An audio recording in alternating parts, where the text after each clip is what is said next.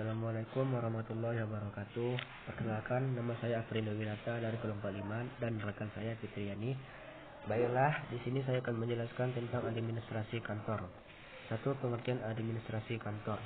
Administrasi perkantoran atau manajemen kantor merupakan rangkaian kegiatan merencanakan, mengorganisasi, mengarahkan, mengawasi, serta menyelenggarakan secara tertib berbagai pekerjaan perkantoran atau pekerjaan ketatarusahaan. Tidak tertibnya administrasi perkantoran akan berakibat tidak tertibnya pekerjaan ketatarusahaan yang menghambat kelancaran pelaksanaan pekerjaan operatif, menghambat pengambilan keputusan atau kebijaksanaan oleh pimpinan, dan menghambat perkembangan kemajuan organisasi. Selanjutnya ada fungsi kantor. Yang pertama, fungsi teknis. Fungsi teknis yaitu fungsi administrasi yang membutuhkan pendapat, keputusan, dan keterampilan perkantoran yang memadai. Yang kedua, fungsi rutin, yaitu fungsi administrasi yang membutuhkan pemikiran minimal mencakup pengarsipan dan penggadaan. Yang ketiga, fungsi interpersonal, yaitu fungsi administrasi yang membutuhkan penilaian dan analisis sebagai dasar pengambilan keputusan, serta keterampilan yang berhubungan dengan orang lain seperti mengordinasi tim. Yang keempat, fungsi manajerial, yaitu fungsi administrasi yang membutuhkan perencanaan, pengorganisasian, pengukuran, dan pemotivasian. Yang terakhir, fungsi analisis, yaitu fungsi administrasi yang membutuhkan pemikiran yang kritis dan kreatif, disertai kemampuan pengambilan keputusan seperti membuat keputusan pemilihan barang. Selanjutnya, ada beberapa yang perlu dimiliki oleh seseorang yang ingin menjadi manajer kantor. Yang pertama, manajer kantor hendaknya menjadi seorang perorganisasi. Seseorang dapat membenahi dan memimpin fungsi organisasi dengan lancar sehingga dapat melaksanakan jasa-jasa kantor dengan biaya yang minimum. Manajer kantor hendaknya menjadi seorang pemimpin dinamis yang manajemen mengharapkan agar menjadi kantor itu menunjukkan kepemimpinan yang dinamis dengan cara memperlihatkan ketidakpuasan yang sehat terhadap metode yang sekarang dan telah lalu dalam melaksanakan pekerjaan kantor sehingga mendorongnya secara terus-menerus untuk menerapkan metode-metode yang baru dan lebih baik. Manajer kantor hendaknya mempunyai kemauan dan kemampuan untuk melimpahkan wewenang kepada rekan-rekan dan bawahannya. Manajer kantor hendaknya dapat memperoleh dan melatih pekerja-pekerja kunci dan asisten-asisten untuk menguasai pekerjaan di bawah pengawasannya. Manajer kantor hendaknya menyisihkan waktu untuk mengembangkan dirinya dan mengembangkan sifat-sifat kepribadiannya yang merupakan karakter eksekutif yang berhasil. Dan manajer kantor hendaknya dapat meramalkan, membayangkan, dan merencanakan pemecahan masalah kantor yang akan terjadi di esok hari. Selanjutnya, ada peran sekretaris dalam bisnis. Yang pertama, terhadap atasan.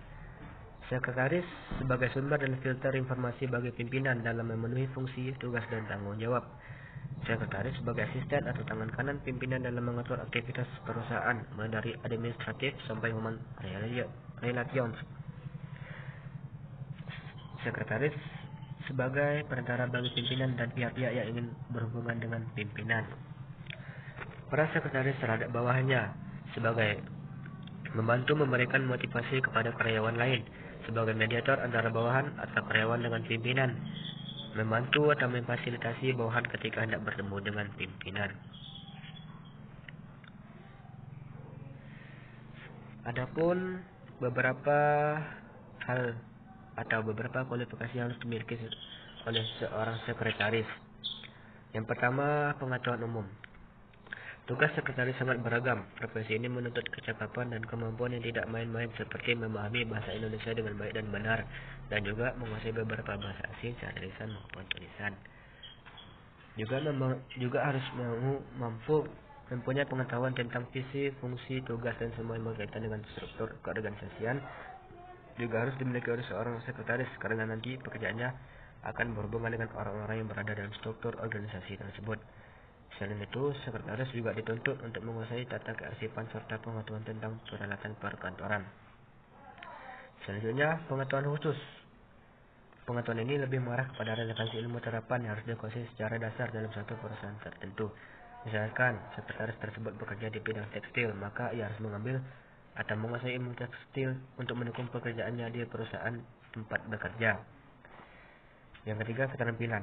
Ada beberapa keterampilan yang wajib dimiliki oleh seseorang sekretaris, yaitu mampu menyusun laporan, mampu menggunakan teknologi perkantoran, memiliki pengetahuan tentang penyimpanan arsip, memiliki kemampuan berkomunikasi dengan telepon, mampu menulis cepat, memperbarui keterampilannya sesuai dengan perkembangan dunia usaha yang digeluti. Yang terakhir, kepribadian. Menjadi sekretaris yang baik bukan hanya soal kemampuan berkomunikasi dan keterampilan berbahasa asing, namun yang paling utama adalah kepribadian yang baik.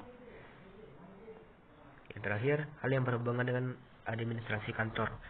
Salah satu yang menjadi hal penting yang berhubungan dengan administrasi kantor yaitu ergonomik. Ergonomik berasal dari kata ergon dan nomos. Ergon berarti kerja, nomos berarti aturan atau hukum. Dengan demikian, ergonomik dapat diartikan sebagai aturan dalam bekerja, yaitu ergonomik adalah suatu studi ilmiah tentang hubungan karyawan dengan lingkungan fisik, termasuk di dalamnya hubungan dengan kantor dan segala peralatan serta sistem yang digunakan. Baiklah, sekian penjelasan dari saya. Jika terdapat kesalahan atau terdapat kata-kata yang terbelit, saya mohon maaf karena saya bukan manusia yang sempurna. Jadi saya mohon maaf jika terdapat kesalahan. Saya akhiri dengan wabillahi taufiq wal hidayah. Assalamualaikum warahmatullahi wabarakatuh.